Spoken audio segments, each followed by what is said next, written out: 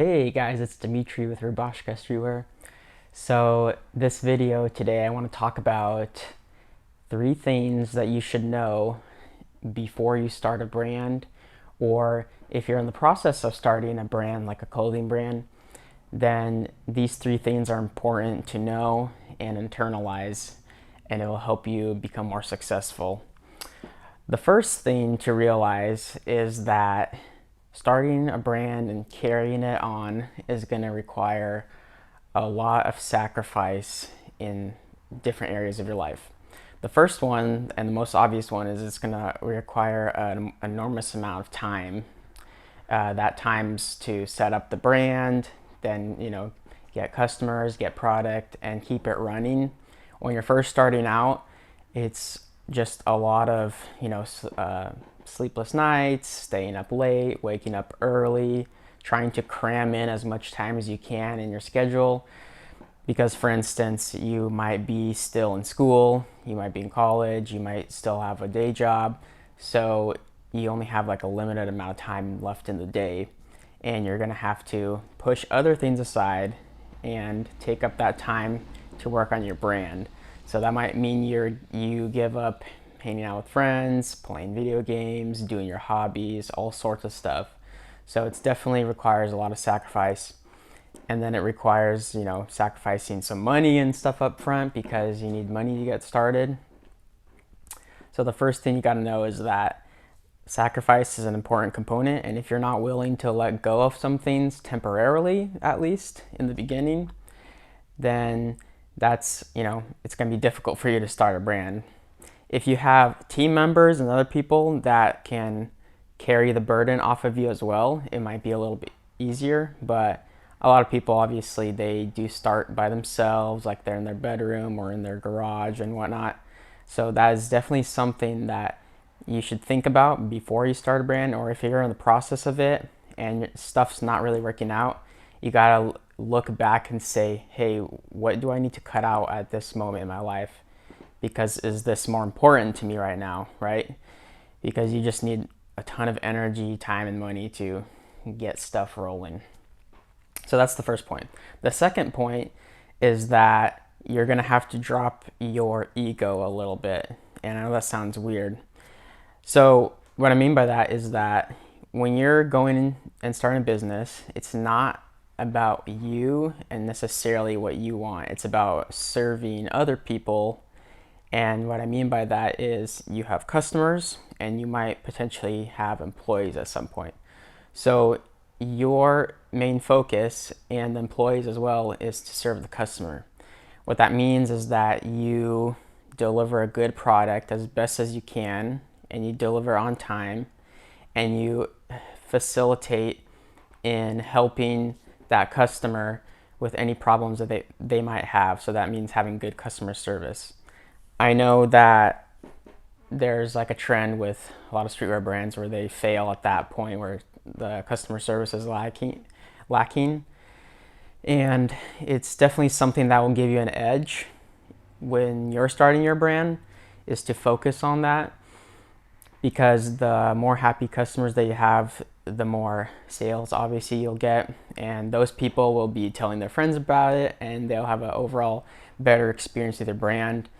And that's, I mean, if you don't have customers, you don't have a brand really. It's like that saying, if a tree falls in the woods but there's no one to hear it, did it really make a sound? It's kind of the same thing. You can have all these great products and all these great ideas, but if you don't have customers to buy your stuff and enjoy the brand, you're not going to be able to make sales to carry it forward and to make it into a business. So that's definitely something to think about. If you're at a stage where you're going to have employees or people that help you or part-time help, your main task with that is to help them like work well into the brand and to help you grow the brand, right? So your job is to serve them. If they're having an issue, you're supposed to be fixing it and making it easier for them to work. There's a weird stereotype that's obviously true where they have a bad boss, the company doesn't run well, and the employees are like tripping over themselves to do tasks. The reason why that happens is because people lose sight of the important things, which is the people in the business and in the brand. And even if you don't have employees, the person in the brand is you. So you have to take care of yourself, whether that means mentally, emotionally, like physically. For instance, I always push this, like, make sure you're eating and sleeping right. At least, maybe when you start out, you might not have that much sleep, but as you're growing and progressing, make sure you prioritize that, because you will excel and develop the brand better, and you'll grow your brand more when you prioritize your health. That's super important. If you don't have your health, you just have nothing. You're not going to be alive. But back onto the employee thing, you're serving them, right? And I was talking about, like, in bigger companies, management neglects their employees a lot, right? And that's not right. For instance, this is a funny story. I was like in a Taco Bell last month, and I noticed that literally within 10 minutes, 3 customers came back to the counter and they had problems with their order, right? And in my head, I wasn't thinking, oh, the employees, they suck, they don't know what they're doing, blah, blah.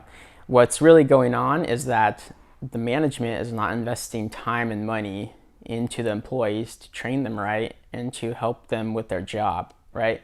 They are skimping on that. And I even left a review. I'm like, management shouldn't skimp on training and investing into the employees, right? So that they have a good work environment and that they have everything they need to have a good time at work and to get stuff done, right? So that's the second big point is service. You gotta really be prepared to be like a servant leader when you are doing your brand. And then the last point I would say is that you really got to know yourself. And what I mean by that is, what talents do you possess currently? What are you really good at? And what are things that you're not good at? You have to, make a list and be honest with yourself. Basically everyone has something that they're good at or really good at, or a couple of things that they are decent at, right? What you do with that is you take those skills and you multiply them and you run with them as much as you can. You push that as much as you can. So for instance, when I started the brand, I have, somewhat decent design skills, and I was really into photography at the time. A lot of my older stuff, I would make more like kind of lookbooks, and I would take a lot of cool detail shots with people wearing clothing and stuff like that, modeling, and that really helped facilitate in growing the brand. And then obviously I would design all the clothing, and I still do, like 99% of the stuff I just design myself. And then one other thing that I think I'm pretty decent at is like organization, so I can focus on developing systems and organizing stuff. But, as for you got to figure out what you're good at. And when you figure out what you're not good at, when you're honest with yourself, you can focus. If you're by yourself, you can focus on fixing those things, or you can put other people in place to help you with that. So for instance, let's say that you're not a designer and you're not creative. Some people, they just can't be that creative, I mean, you can probably learn it, but it would take you a very long time. And even at the end of the day, there's just like a creative eye, and some people don't have it. They don't understand like artistic skills and design concepts. So that's really important to have. And you got to find people that will fill in those roles, that will fill in those shoes for you, right? When you do that, it's going to really strengthen your brand and your brand image, because people see the stuff that's lacking in the brand, right? And they'll notice that, and it might not make your brand image that strong. Like for instance, one thing that I kind of lack in right now, and it's something I'm working on, but in the future I probably will offload this task, is like being really like focused on financials. Sometimes sometimes I don't budget things. I'm just like, or I'm gonna buy a ton of inventory this month, and I'm gonna spend thousands of dollars on equipment and supplies and all this stuff, and I just go with it. So far, it's all been working out. but it can be a little bit dangerous because it's like, uh-oh, I'm running low on funds for this month and I need to get this and I need to buy that. But that's definitely something I want to work on. And then like, paying taxes and keeping track of everything. That's like a huge task. I'm not super good at it, but that's something I'm going to work on. And hopefully in the future, I'll have someone that's like just totally in charge of financials. And that's going to tell me, no, you can't get this stuff this month. You're going to have to wait till next month. And that's really important too, because if you lose that cash flow and if money's not cycling through your business, you can really get into a rut, or you're going to have to take out loans, or even it might stop. For instance, I saw this business and they're just like a huge business, and they got shut down during COVID because their investors like pulled out and they couldn't keep the business flowing because there's no cash to keep it flowing. So that's just like a crazy thing that could happen. But yeah, basically for the third point, you want to find yourself and develop your character within the brand and fill in the gaps that you're currently not good at. So if you do those three things before you start a brand, you're going to be, on track to being more successful. And also you'll really kind of discover yourself. And even if you don't succeed in the brand, or you don't, or you quit sometime in the future because you want to do something else, at least you got those three things done, and you know yourself better, your skills better. So that's all I gotta say.